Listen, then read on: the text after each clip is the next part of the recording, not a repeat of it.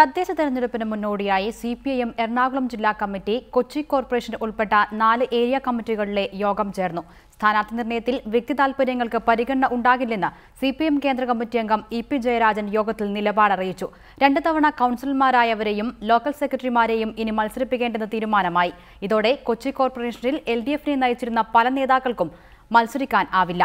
യുവാക്കൾക്ക് മുൻഗണന കൊടുത്തുകൊണ്ട് ആകും സിപിഎം ഇത്തവണ കൊച്ചി കോർപ്പറേഷൻ തെരഞ്ഞെടുപ്പിനെ നേരിടുക. എറണാകുളം ജില്ലാ കമ്മിറ്റിക്ക് കീഴിൽ വരുന്ന വൈറ്റ്ല, എറണാകുളം, പള്ളുരുത്തി, കൊച്ചി എന്നീ ഏരിയ കമ്മിറ്റി അംഗങ്ങളുടെയും ലോക്കൽ സെക്രട്ടറിമാരുടെയും യോഗമായിരുന്നു കഴിഞ്ഞ ദിവസം ലെനിൻ സെന്ററിൽ ചേർന്നത്. കേന്ദ്ര കമ്മിറ്റി അംഗം ഇ.പി. ജയരാജന്റെ സാന്നിധ്യത്തിലായിരുന്നു യോഗം. തദ്ദേശ തെരഞ്ഞെടുപ്പിനെ കുറിച്ചായിരുന്നു യോഗത്തിൽ ചർച്ച. ഈ 4 ഏരിയ കമ്മിറ്റികൾക്ക് കീഴിൽ വരുന്നതാണ് കൊച്ചി നഗരസഭ. സ്ഥാനാർത്ഥി നിർണയത്തിൽ വ്യക്തി താൽപര്യങ്ങൾക്ക് പരിഗണന ഉണ്ടായിരിക്കില്ലെന്ന് ഇ.പി. ജയരാജൻ യോഗത്തിൽ അറിയിച്ചു. അതിനായി ആരും മനപ്പായസം ഉണ്ണേണ്ട. 2 തവണ കൌൺസിലർമാരായ ആരെയും ഇത്തവണ മത്സരിക്കാൻ അനുവദിക്കില്ലെന്നും യോഗത്തിൽ തീരുമാനമായി. ലോക്കൽ സെക്രട്ടറിമാരെയും തിരഞ്ഞെടുപ്പിൽ മത്സരിക്കാൻ അനുവദിക്കില്ല. തദ്ദേശ തെരഞ്ഞെടുപ്പിൽ എറണാകുളം ജില്ലയിൽ യുവാക്കൾക്ക് കൂടുതൽ അവസരം നൽകണമെന്ന ആവശ്യം യോഗം അംഗീകരിച്ചു. ഏരിയ കമ്മിറ്റി അംഗങ്ങൾ മുതൽ ബ്രാഞ്ച് സെക്രട്ടറിമാർ വരെയുള്ള മുഴുവൻ പ്രവർത്തകരും തെരഞ്ഞെടുപ്പ് കഴിയുന്നതുവരെ ജോലിയിൽ നിന്നും അവധിയെടുക്കാനും യോഗത്തിൽ തീരുമാനമായി.